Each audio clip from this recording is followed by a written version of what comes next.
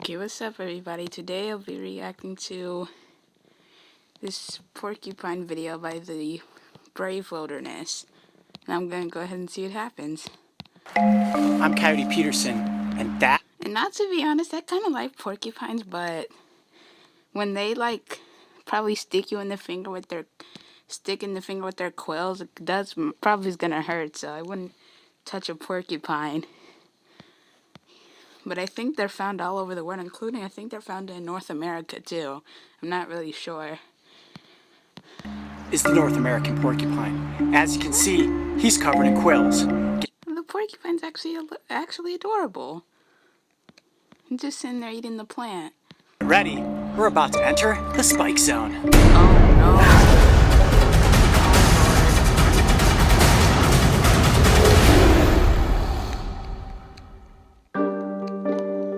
This morning, the crew and I fueled up and set off down rugged mountain roads into the high country of Montana, where we would get the chance to work with one of the most common, and proudly, the second largest rodent in North America, the porcupine.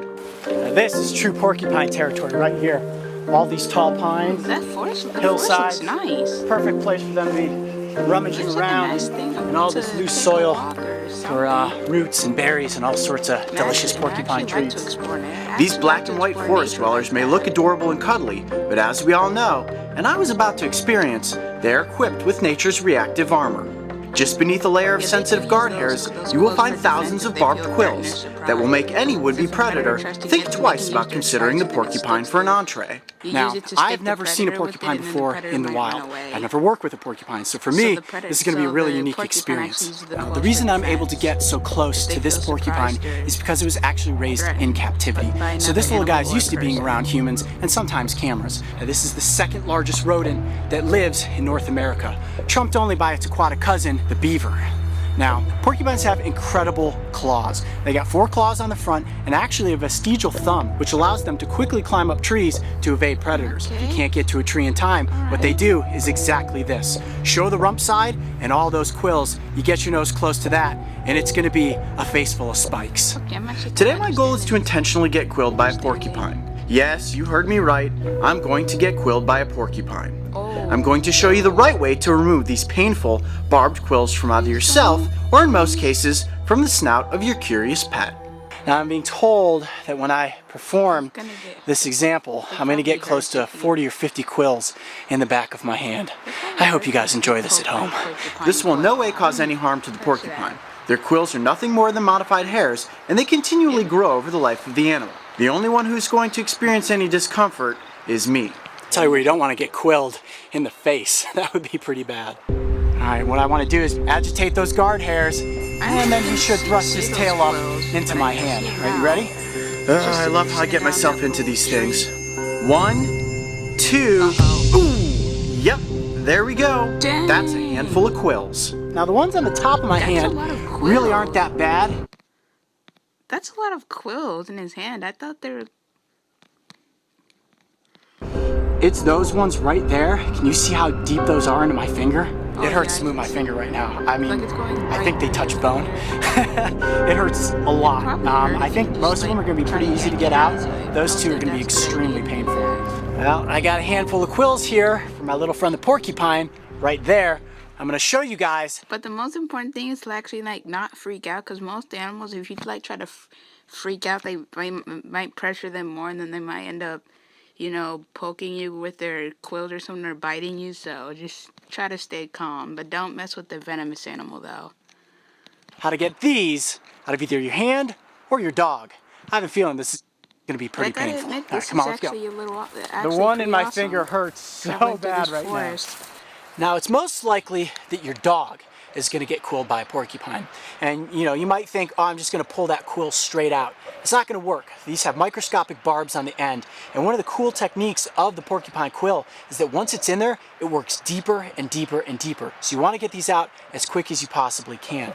And I never recommend that you go out and get yourself quilled by a porcupine. And the reason that I did this today was to show you how to remove quills from your hand. And the reason that I snipped off the tops of all the quills is that it actually releases pressure inside of the quill, relaxes the barbs, and now they should release out of my hand a bit easier. And what I want to do is gently grab the quills, twist them, and pull straight up.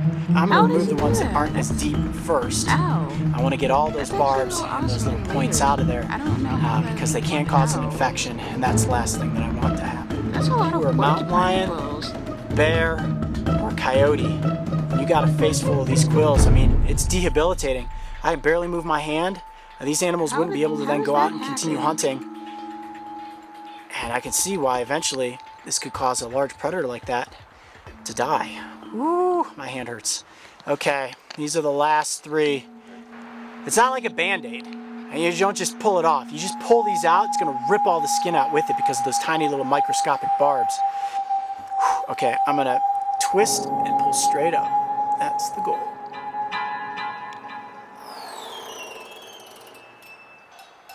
Oh, jeez. Ah, that hurt. Oh, you can see the blood pouring out now.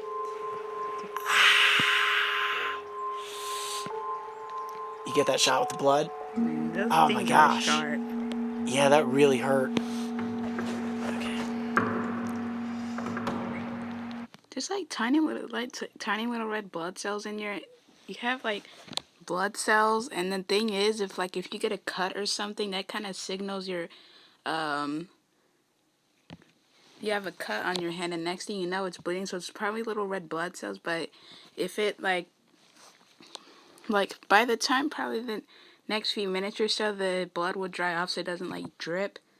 But tiny red blood cells, yeah, you got lots of red blood cells.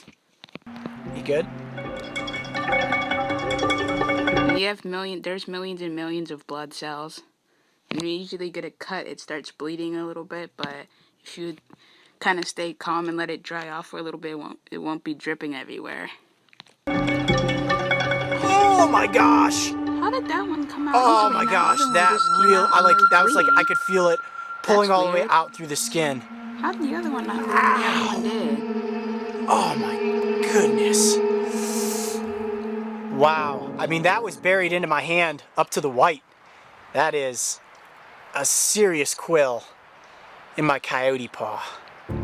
Oh, moral of this story, do not get quilled by a porcupine. I hope you guys learned something. Yeah, I would not probably touch a porcupine. Even though they're actually adorable animals, I wouldn't touch them. Because getting poked by a porcupine quill actually it might hurt. And I've really never explored nature like this. Here today, if you are ever quilled, snip off the top, it will release the pressure. That's actually a really smart idea to use like a tool that he uses to get the porcupine quills out, so you won't have to kind of panic. So that's actually a really good idea if you get stuck by a porcupine. Grab, twist, and pull it out. I'm Coyote Peterson. Be brave, stay wild. We'll see you on the next adventure. These animals are actually adorable. It's just sitting there on the tree. Looks like it's eating the tree bark or something. And there's little leaves on it. Okay. I'm actually understanding this a little bit.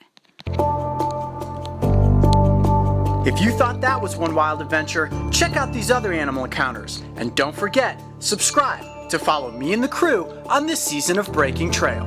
This episode of Breaking Trail. Okay, I hope y'all enjoyed it.